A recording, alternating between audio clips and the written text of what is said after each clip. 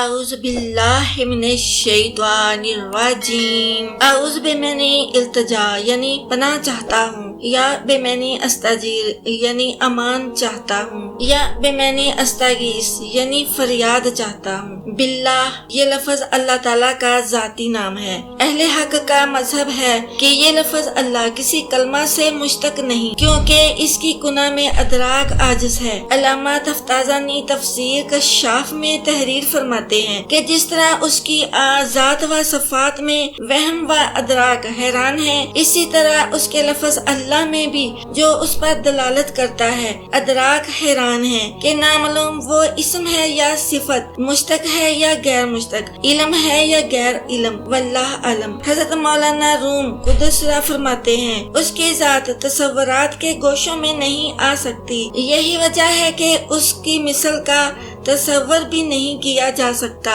من الشیطان الرجیم، شیطان یعنی اللہ کی رحمت سے دور ہونے والا۔ حضرت ابن عباس رضی اللہ تعالیٰ عنہ سے مروی ہے کہ جب شیطان نے اپنے مالک کی نافرمانی کی تو مالک لم جزل نے اسے اپنی رحمت سے دور فرما دیا۔ اسی نافرمانی کی وجہ سے شیطان ہو گیا۔ اس سے معلوم ہوا کہ شیطان اس نام سے بعد از لعنت موسوم ہوا، ورنہ اس سے پہلے اس کا نام عزازیل تھا۔ نراجیم بمعنی فرشتوں کے ہٹانے سے زمین کی طرف پھینکا ہوا اور آسمانوں کی چنگاریوں کا مارا ہوا، جبکہ وہ آسمانوں کی طرف جانے کا ارادہ کرتا ہے۔ یہ شیطان کی بہت بڑی مذموم صفت ہے کہ قرآن کریم میں شیطان کے اسما بہت منحوس قسم کے کیے گئے ہیں اور اس کی صفتیں بہت مذموم صفت کے ساتھ بیان کی گئی ہیں، اور یہ لفظ رجیم اس کی تمام برائیوں کا مجموعہ ہے، کیونکہ جتنی عقوبات اس پر عائد ہوتی ہیں یہ لفظ ان سب کا جامعہ ہے۔ اسی لیے ابتدا میں اس کے اسماء صفات میں اسی لفظ رجیم کو اختیار کیا گیا ہے۔ قرآن پاک کی تلاوت سے پہلے اعوذ باللہ شریف پڑھنے میں یہ حکمت ہے کہ اعوذ باللہ شریف ایک قسم کی طلب اجازت اور بے منزلہ دروازہ کھٹکانے کے ہے، کیونکہ شاہان زمان کی یہ عادت ہے کہ جب کوئی ان کے حضور میں حاضر ہونا چاہتا ہے کہ اس کے لیے لازم ہوتا ہے کہ پہلے اجازت طلب کرے پھر بارگاہ میں حاضر ہو۔ اسی طرح جس کا قرآن پاک کی تلاوت کا ارادہ ہوتا ہے تو وہ چاہتا ہے کہ اپنے محبوب کے ساتھ مناجات کا شرف حاصل کرے، تو مناجات جیسی باریابی کے لیے اسے زبان کو پاک و صاف کرنے کی ضرورت درپیش ہوتی ہے، کیونکہ فضول کلام کرنے اور کسی پر بہتان باندھنے یا جھوٹ بولنے سے زبان نجس ہو جاتی ہے۔ پھر زبان کو اعوذ باللہ سے پاک کر کے تلاوت شروع کی جاتی ہے، کیونکہ اس سے زبان پاک ہو جاتی ہے۔ اس کی تفسیر صوفیانہ اس طرح سے ہے کہ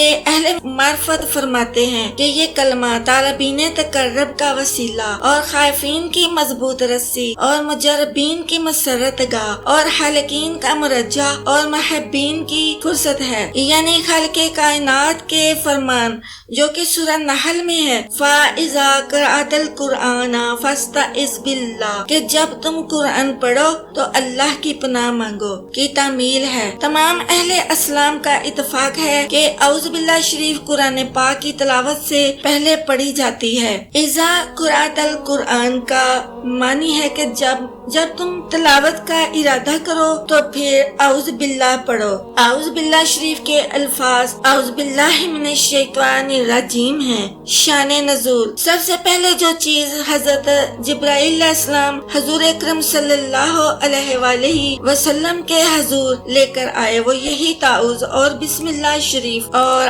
آیت اقرا بسم ربی کا ہے۔ حدیث شریف میں ہے کہ مجھے جبرائیل علیہ السلام نے قلم اور لوح محفوظ سے اسی طرح نقل کر کے سنایا ہے۔ تعوذ پڑھنے والے کا قول اعوذ باللہ ایک قسم کی خبر ہے جو دراصل وہ اللہ تعالیٰ سے اس کے فضل کا سوال کر رہا ہے، گویا کہہ رہا ہے اعذنی یا رب، اے میرے رب مجھے پناہ دے دے۔ اور تفسیر کبیر میں ہے اللہ تعالیٰ اور اس کے بندے کے مابین ایک وعدہ ہے جس کو اللہ تعالیٰ نے وَأَوْفُوا بِعَہْدِی، یعنی تم میرا وعدہ پورا کرو میں تمہارا وعدہ پورا کروں گا، میں بیان فرمایا ہے کہ گویا بندہ کہتا ہے کہ اے میرے اللہ، میں باوجود نقص بشریت کے अपना वादा अबूदियत पूरा कर रहा हूँ कि औज़ु बिल्लाह शरीफ और अस्तगफिरुल्लाह का विर्द कर रहा हूँ। बस ए करीम, आपके शायाने शान है कि आप अपने अहदे रबूबियत को पूरा फरमायो और मुझे अपनी पनाह में ले लीजियो। तफसीर आलमाना। इस्ताआज़ा के 3 कलमात हैं। नंबर 1 सफातिया, नंबर 2 अफालिया, नंबर 3 जातिया। हजूर अकरम सल्लल्लाहु अलैहि वसल्लम ने इन तीनों को अपनी इस दुआ में जमा फरमाया है। अल्लाहुम्मा इन्नी औज़ु बिरज़ाका मिन सख़तिका व बिमुआफ़ातिका मिन अक़ुबातिका व औज़ु बिका मिनका। तर्जुमा, ए अल्लाह, मैं तेरी रज़ा की बदौलत, तेरी नाराजगी से और तेरी मुआफ़ी की बदौलत, तेरी अक़ुबत से और तेरी ज़ात की बदौलत तुझसे पनाह चाहता हूँ। बस अक्ल पर लाजिम है कि जिस वक़्त औज़ु बिल्लाह शरीफ पढ़ने का इरादा करे तो इन मज़कूरा बाला आफ़तों के जमी अक़साम सलासा और दिल में लाए। ताउज़ में जमी मज़ाहब और तमाम गुमराह फ़िरक़ों के अकायद शामिल हो जाते हैं। फिर अमाल बदनिया, बाज़ तो वो हैं जो दीन को नुकसान पहुँचाने वाले हैं, जो दीन में रखना तो नहीं डालते मगर हैं तबाकुन, जैसे अमराज, जमी अक़साम के दर्द, आग वगैरह का जिलाना, पानी वगैरह में डूबना, मुफलसी, अंधापन, हाथ पाँव का शिल होना और दीगर जुमला बलाएं और मुहलक बीमारियां।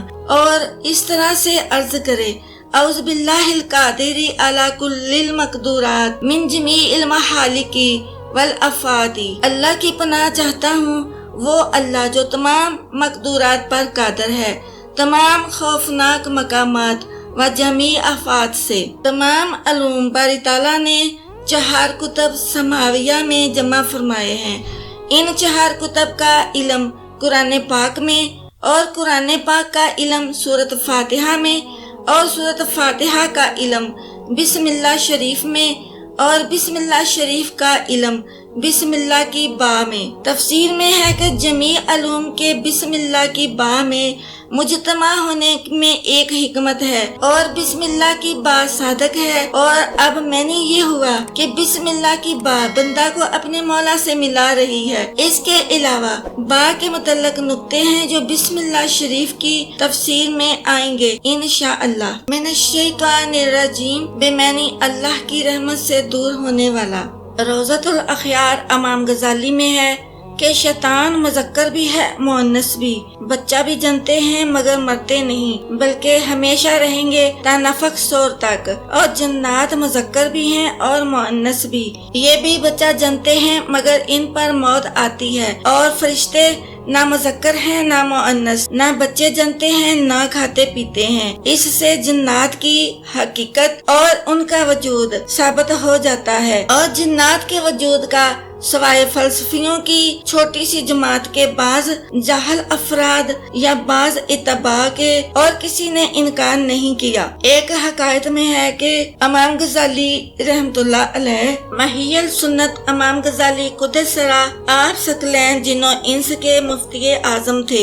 एक दिन आपने जिन्नात से दुनिया के कारनामों के मुतल्लिक पूछा। उन्होंने अर्ज की कि ज़मख़शरी एक किताब तफसीर लिख रहा है जो अब तक निसफ हिस्सा तहरीर कर चुका है। आपने फरमाया वही तहरीर करदा किताब ले आओ। आपने उसको नकल करके वापस कर दिया। एक रोज ज़मख़शरी को इमाम गज़ाली कुदसरा के हजूर में हाजिरी का शरफ मिला तो आपने वही तफसीर ज़मख़शरी को दिखाई। वो जो देखकर बहुत मुतजब हुआ और अर्ज की कि अगर कहूँ कि ये वही तफसीर है तो फिर यहाँ कैसे आई। अगर कहूँ कि किसी दूसरे की है तो भी अक्ल नहीं मानती, क्योंकि इसके अल्फाज मानी और वज़ा व तरतीब बेना मेरी किताब जैसी है। तो दो मुसन्निफों का एक ही तरह के अल्फाज व मानी और वज़ा व तरतीब पर गायबाना मुतफिक हो जाना महाल है। तो इमाम गज़ाली ने फरमाया कि ये किताब तेरी तफसीर की नकल है, हमको जिन्नात के जरिया पहुँची है। ज़मख़शरी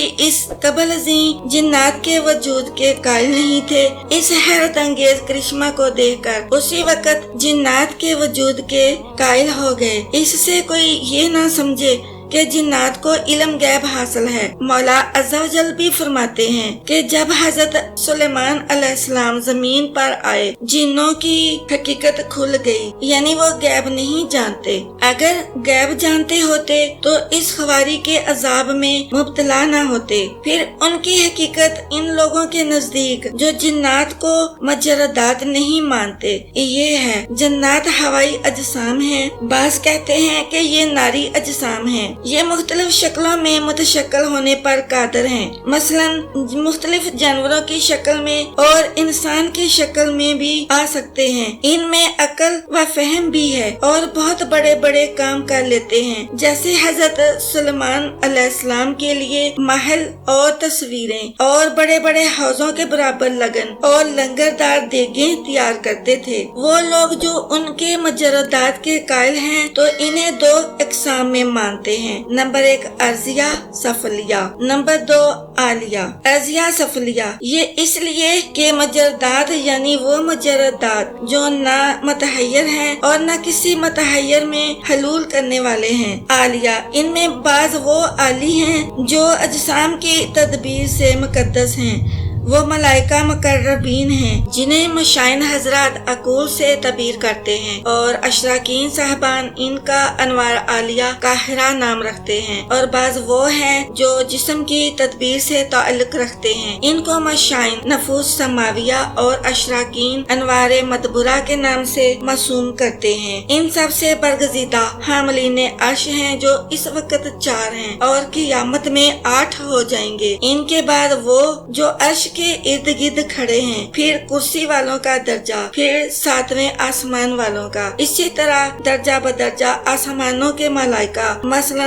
آسمانوں کے ملائکہ میں سب سے اہم درجہ 7ویں آسمان والوں کا، اسی طرح اول تک، پھر قرہ اسیرہ اور اس ہوا والوں کا جو نسیم کی تباہ رکھتی ہیں، قرہ زمہریر والوں کا، پھر پہاڑ والوں کا، اور پھر ارواح سفلیہ والوں کا جو نباتات اور حیوانات کے اجسام میں تصرف کرنے والے ہیں، اور یہی پچھلے بعض تو نورانی شکل کے ہوتے ہیں اور نہایت درجہ کے صالحہ ہوتے ہیں جن کو جنات صالحین کہا جاتا ہے، اور بعض کالے رنگ اور شریر قسم کے ہوتے ہیں، اور شیطان اسی قسم سے ہیں۔ لفظ شیطان سے ابلیس اور اس کے خدماء مراد ہیں۔ جو بھی متکبر اور سرکش ہو جو ذکر الہی سے روکے وہ شیطان ہے، خواہ وہ جن ہو یا انسان۔ کما قال تعالی شیاطین الجن والانسی، شیاطین اور انسان جن بھی ہوتے ہیں تفسیر صوفیانہ۔ استعاذہ میں فقط زبانی جمع خرچ نہ ہونا چاہیے، اس وقت حضور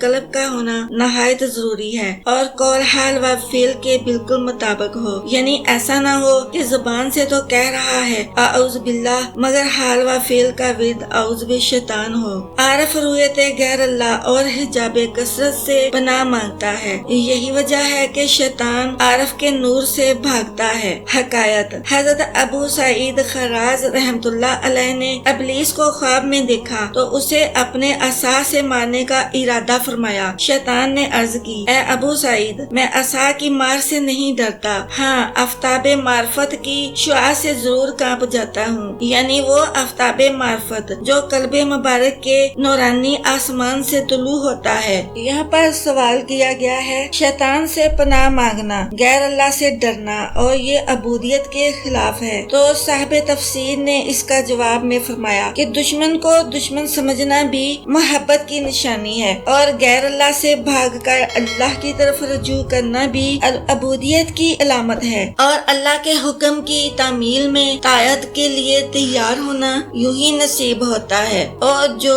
اللہ تعالیٰ سے ڈرتا ہے اپنی عاجزی کا اظہار کرتا ہے۔ مولانا روم رحمت اللہ علیہ نے یہاں پر فارسی میں فرمایا، جس کا اردو ترجمہ ہے، آدمی کے چھپے ہوئے بہت دشمن ہیں، سمجھدار آدمی وہ ہے جو دشمن سے ڈرتا ہے۔ تفسیر کبیر میں ہے، اعوذ باللہ پڑھنا مخلوق سے اعراض اور خالق کی طرف رجوع کرنا ہے، اور حاجت کامل جو نفس کو درپیش ہوتی ہے سے روح گردانی کر کے غنائے تام حقی کے ساتھ جمیع خیرات کے حصول کی طرف راغب ہونا اور اسی کی بدولت تمام بلیات کو دفع کرنا ہے۔ یہی راز ہے فَفِرُّوا إِلَى اللَّهِ، اللہ کی طرف بھاگو۔ اس سے ثابت ہوا اللہ کا قرب بجز عجز کے حاصل نہیں ہوتا اور عجز سالک کا انتہائی مقام ہے۔ حضرت حسن رحمۃ اللہ علیہ فرماتے ہیں کہ جس نے حقیقی طور پر پناہ مانگی یعنی حضور قلب کے ساتھ، تو اللہ تعالیٰ اس کے اور شیطان کے درمیان 300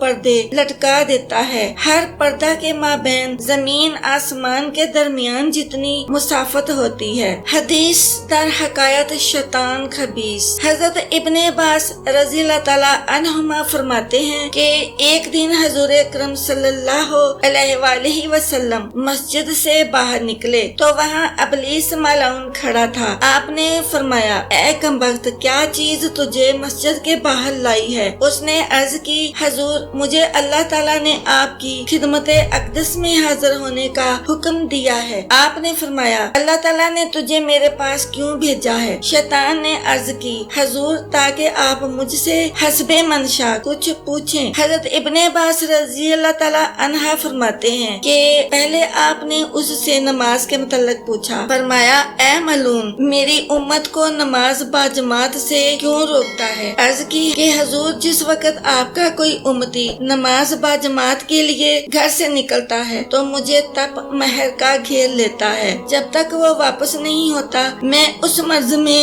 مبتلا رہتا ہوں۔ پھر آپ نے پوچھا، تو ان کو علم اور دعا سے کیوں روکتا ہے؟ اس نے عرض کی کہ ان کی دعا سے اندھا اور بہرا ہو جاتا ہوں، مجھے اس وقت تک شفا نصیب نہیں ہوتی جب تک وہ دعا سے فارغ نہیں ہوتے۔ آپ نے فرمایا، ان کو قرآن پڑھنے سے کیوں روکتا ہے؟ عرض کی، قرآن سے میں پگھل جاتا ہوں۔ پھر آپ نے فرمایا، ان کو جہاد سے کیوں روکتا ہے جبکہ وہ جہاد کے لیے نکلنے کا ارادہ کرتے ہیں؟ عرض کی، جب وہ جہاد کے لیے نکلتے ہیں تو اس وقت میرے قدموں میں جنزیر ڈالے جاتے ہیں یہاں تک کہ واپس نہ لوٹیں۔ اسی طرح جب وہ حج کو جاتے ہیں تو ان کی واپسی تک میرے گلے میں توق اور پاؤں میں جنزیر ڈالے جاتے ہیں۔ اسی طرح جب وہ صدقہ کا ارادہ کرتے ہیں تو میرے سر پر کلہاڑے چلتے ہیں جو مجھے ایسے کاٹتے ہیں جیسے لکڑیوں کو کاٹا جاتا ہے۔ یہاں پر صاحب تفسیر نے ایک روحانی نسخہ بیان کیا ہے۔ شیطان بنی آدم کی طبیعتوں پر کھانے پینے کی وجہ سے مسلط کیا گیا ہے۔ جب بنی آدم کھانے پینے کو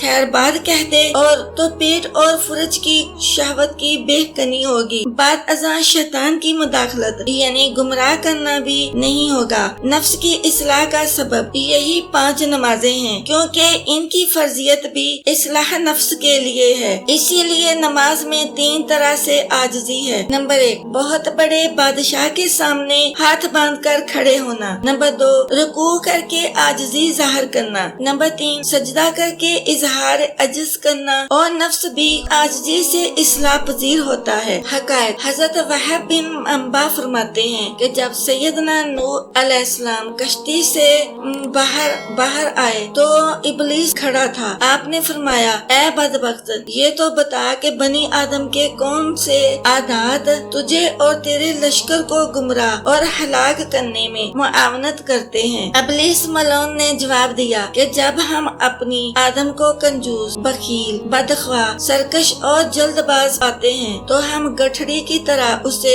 جپٹ لیتے ہیں۔ جب انسان میں یہ تمام مذکورہ عادات جمع ہوتی ہیں تو ہم اس کا نام شیطان مرید رکھتے ہیں۔ حدیث شریف میں ہے کہ ابلیس ملعون کے سامنے ہر روز دنیا پیش ہوتی ہے، پھر یہ کمبخت اعلان کرتا ہوا کہتا ہے کہ کوئی ہے جو مجھ سے وہ چیز خریدے جس میں اس کا نقصان اور پریشانی ہو، تو دنیا دار لوگ منادی سن کر کہتے ہیں کہ اس کے خریدار ہم ہیں۔ شیطان انہیں سمجھاتا ہوا کہتا ہے کہ بھائیو، اتنی جلدی نہ کرو، ذرا سوچ لو، یہ تو بڑی عیب دار تجارت ہے۔ دنیا دار کہتے ہیں کوئی بات نہیں، ہم اسے ضرور خریدیں گے۔ شیطان کہتا ہے اس کا ثمن نہ درہم ہے نہ دینار، بلکہ اس کا ثمن تمہارا وہ نیک نصیبہ ہے جو تمہیں بہشت سے عطا ہوگا۔ میں تم سے تمہارے نصیبہ کو 4 چیزیں دے کر خریدتا ہوں۔ نمبر 1، اللہ کی لعنت۔ نمبر 2، اس کا غضب۔ نمبر 3، اس کا عذاب۔ نمبر 4، اس کی دوستی سے انقطاع۔ یہ اشیاء دے کر میں تم سے بہشت خریدوں گا۔ دنیا دار سن کر کہتے ہیں بے ساروا چشم، یہ سودا منافع میں ہے۔ پھر شیطان کہتا ہے کہ میری خواہش ہے کہ مجھے کچھ ثمن بڑھا دو کیونکہ مجھے تجارت میں نقصان معلوم ہوتا ہے۔ وہ اس طرح کہ اپنے قلوب پر ان اشیاء کا ایسا گھر نہ بناؤ اور پکا ارادہ کر لو کہ اس سے تم ہرگز نہ ٹلو گے۔ دنیا دار کہتے ہیں کہ ہم پہلے ہی عزم بالجزم کر چکے ہیں۔ یہ کہہ کر دنیا دار